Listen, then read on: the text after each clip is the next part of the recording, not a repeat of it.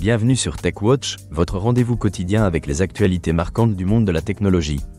Aujourd'hui, 29 octobre 2025, nous vous proposons une sélection d'informations captivantes. Clearview, une entreprise spécialisée dans la reconnaissance faciale, fait face à une plainte pénale en Autriche pour avoir collecté illégalement des milliards de photos de visages en ligne.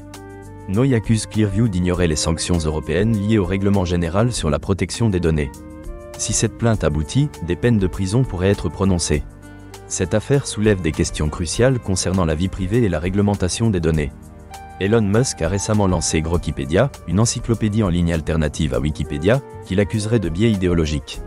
Grokipédia utilise l'intelligence artificielle pour générer son contenu, affichant ainsi une orientation politique marquée. Cette initiative suscite des interrogations sur l'évolution de l'information en ligne.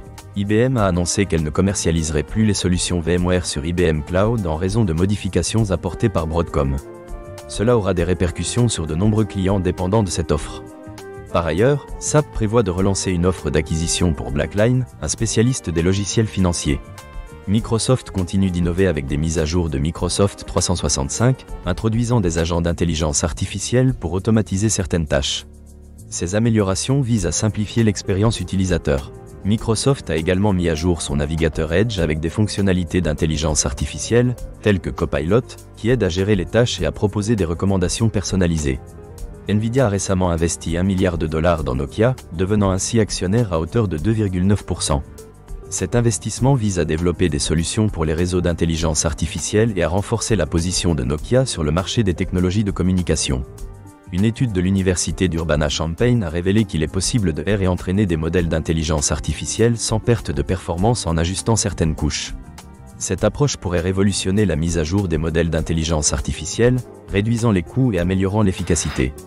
La Commission européenne a présenté un cadre pour évaluer la souveraineté des offres de cloud, suscitant à la fois des réactions positives et des critiques. Certains estiment que cela favorise les fournisseurs américains, mettant ainsi en lumière les tensions autour de la souveraineté numérique en Europe. En France, le gouvernement teste un assistant d'intelligence artificielle pour 10 000 agents de la fonction publique dans le but d'améliorer l'efficacité administrative. Cette initiative illustre la tendance d'intégration de l'intelligence artificielle dans les services publics.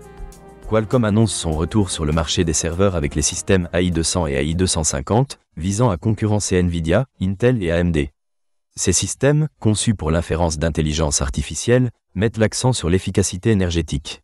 La version 16 de Next.js a été lancée, intégrant des améliorations pour la mise en cache et un compilateur React stable. Ces mises à jour visent à améliorer la performance et l'expérience des développeurs. Une étude d'EY a montré que 99% des grandes organisations ont subi des pertes dues à des risques liés à l'intelligence artificielle. L'adoption de principes d'intelligence artificielle responsables pourrait réduire ces risques et améliorer le retour sur investissement. En résumé, ces informations mettent en lumière les défis juridiques entourant Clearview, les innovations de Microsoft et Next.js, ainsi que des investissements stratégiques dans des entreprises comme Nokia. Les initiatives gouvernementales et les préoccupations relatives à l'intelligence artificielle soulignent l'importance croissante de ces technologies dans divers secteurs. Pour compléter notre bulletin, voici d'autres brèves intéressantes. Walmart déploie 90 millions de capteurs IoT pour améliorer la gestion de ses stocks.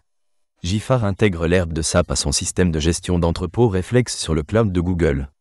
Jump Cloud renforce sa sécurité avec l'acquisition de Breeze, une plateforme de détection de menaces d'identité. Lenovo lance sa gamme ThinkCenter Neo pour les petites et moyennes entreprises, avec des fonctionnalités avancées.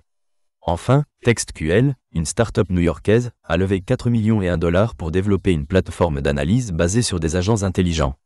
Voilà, c'est tout pour aujourd'hui sur TechWatch. Merci de nous avoir suivis et rendez-vous demain pour d'autres nouvelles passionnantes.